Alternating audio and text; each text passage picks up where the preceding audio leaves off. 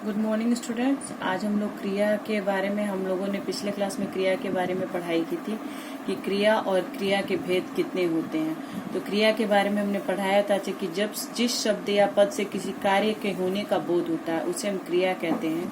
और क्रिया के भेद के बारे में बताया था कि क्रिया के दो भेद होते हैं, सकर्मक क्रिया, अकर्मक क्रिया। तो अकर्मक क्रिया में वाक्य में प्रयोग करते समय जिस क्रिया में कर्म की आवश्यकता नहीं होती है उसे हम अकर्मक क्रिया कहते हैं। और सकर्मक क्रिया में था कि जिस क्रिया के प्रयोग में कर्म की आवश्यकता पड़ती है और उसका सीधा प्रभाव कर्म पर पड़ता उसे हम सकर्मक क्रिया कहते हैं। सकर्मक और अकर्मक क्रिया के भेद के बारे में भी हम लोगों ने पढ़ा था।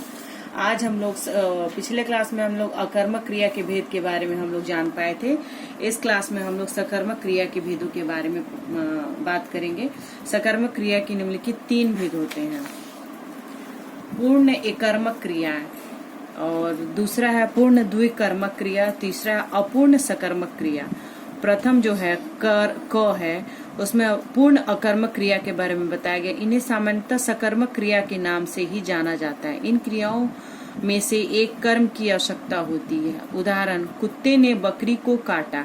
यानी कि सकर्मक क्रिया में क्या होता है, उसमें एक कर्म की आवश्यकता अवश्य पड़ती है। इसमें कुत्ते ने बकरी को काटा है, इसमें बकरी जो है बकरी को है वो एक कर्म कारक है। कर्म यह काटा क्रिया और जो काटा है वो क्रिया है और कर्म बकरी को कहा गया है। इस कर्म के समावेश से अर्थ भी पूरा हो गया है। अब और किसी कर्म की आवश्यकता नहीं पड़ती है। यानी कि पूर्व एकर्मक क्रिया में क्या होता है, जो क्रिया होती है उसमें एक कर्म की आवश्यकता, सिर्फ इसमें एक ही कर्म की आवश्यकता पड़ती है, इसलिए उसे एक कर्मक क्रिया कहा जाता है। इसमें दूसरे कर्म की आवश्यकता नहीं पड़ती है और वो वाक्य पूर्ण हो जाता है। जैसे सीमा खाना खा रही है, जिसमें इसमें खाना खा रही है, जिसमें खाना खा ये एक कर्म है और सीमा खाना खा रही है। अगर इसमें से खाना खा अगर कर्मक क्रिया हटा दी जाए तो सीमा रही है, क्या खा रही है, क्या कर रही है, ये यहाँ पे शब्द पूर्ण तरह से पूर्ण नहीं होता है। इसलिए जब हम एक कर्मक क्रिया में जब हम एक कर्म लगाते हैं तो सिर्फ इसमें एक कर्म की ही आवश्यकता पड़ती है, जिससे वाक्य पूर्ण हो जाता है। पूर्ण द्विकर्मक क्रिया वो होती है जिसमें दो कर्मों की आवश्यकता होती है। जैसे संतोष ने बेटे को पता बताया था, इसमें जो बेटे को भी कर्म है और पता भी इसमें कर्म है। इसमें दो कर्मों की आवश्यकता होती है। यदि इनमें से एक कर्म हटा लिया जाए तो यह अर्थ अस्पष्ट रह जाएगा, यानी यह वाक्य पूरी तरह से पूर्ण नहीं हो पाएगा। मोहन ने सोहन को अपनी घड़ी दे दी। शीला ने रमा को गाना सुनाया। इसमें जो रमा को गाना है, रमा को और गाना, ये दो तरह की क्रियाएं होती हैं, दो तरह के कर्म होते हैं। इसलिए इसमें द्विकर्मक क्रिया इसको हम कहते हैं। प्राय लेना देना बताना आदि प्रेरणार्थक क्रियाएं इस कोटि के अंतर्गत आती हैं। देना क्रिया में दो कर्म नहीं होते, एक कर्म जैसे मोहन को संप्रदान कर कारक के अंतर्गत आता है, परंतु मोटे तौर पर उसे कर्म मान लिया जाता है। तीसरा है अपूर्ण सकर्मक क्रियाएं। ये वो क्रियाएं हैं जिनमें कर्म रहते हुए भी कर्म के किसी पूरक शब्द की आवश्यकता बनी रहती है, वरना अर्थात अर्थपूर्ण रहता है। चुनना, मानना, समझना, बनाना आदि ऐसी क्रियाएं होती हैं। सोहन अमित को मूर्ख समझता है। इसमें जो मूर्ख है वो एक कर्म है। तो इसमें लिखा गया कि ये वो क्रियाएं हैं जिसमें कर्म रहते हुए कर्म के किसी पूरक शब्द की आवश्यकता होती है, तभी वो वाक्य या वो अर्थ, वरना वो अर्थ अपूर्ण रह जाता है। इस वाक्य में अमित को कर्म है, परंतु कर्म अकेले अधूरा अर्थ देता है।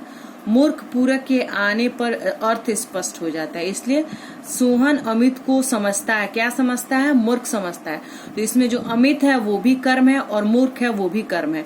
तो इसमें भी दो कर्म की आवश्यकता होती है, और लेकिन द्विकर्म इसमें दो कर्म की आवश्यकता होती है, लेकिन एक सार्थक होता है और एक को अर्थ को स्पष्ट इसमें समझाना रहता है। इसमें एक वाक्य में स्पष्ट अर्थ को बताना रहता है, तब वो जाके पूरी तरह से वाक्य पूर्ण होता है। छात्रों ने दीपक को अपना प्रतिनिधि चुना। इसमें जो दीपक को है ये भी कर्म है और प्रतिनिधि चुना ये जो है वो वो कुछ अन्य उदाहरण है जो वो मैं बता रही हूँ। वह तुम्हें मित्र मानता है। तुम्हें और मित्र, इसमें दोनों कर्म ही है। सभी लड़के इंद्रपाल को पागल बनाते हैं। इसमें इंद्रपाल भी कर्म है और पागल भी कर्म है।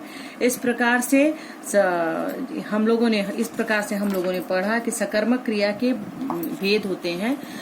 3 भेद होते हैं। तीनों भेदों के बारे में हम लोग जान चुके हैं। अब यहाँ पे सकर्मक क्रिया और अकर्मक क्रिया में हम लोगों ने परिवर्तन देखना है। क्रियाओं का अकर्मक होना या सकर्मक होना प्रयोग पर निर्भर करता है, न कि उसके धातु रूप पर। यही कारण है कि कभी कभी अकर्मक क्रियाएं या सकर्मक रूप में प्रयुक्त होती हैं, पर कभी कभी अकर्मक क्रियाएं अकर्मक रूप में प्रयुक्त होती हैं। जैसे पढ़ना, ये एक अकर्मक शब्द है। श्याम किताब पढ़ रहा है, ये अकर्मक शब्द है। श्याम 8वीं में पढ़ रहा है, ये भी अकर्मक क्रिया है। बच्चे हॉकी खेलते हैं, ये खेलना जो हो गया वो सकर्मक क्रिया हो गई।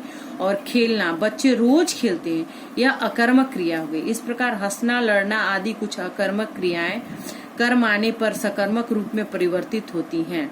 जैसे बाबर ने अनेक लड़ाइयां लड़ी। इस प्रकार बहुत सारे इस तरह से उदाहरण दिए हुए हैं। ये अध्याय अब हम यही समाप्त करते हैं और आप इस अध्याय को पढ़ें और समझें।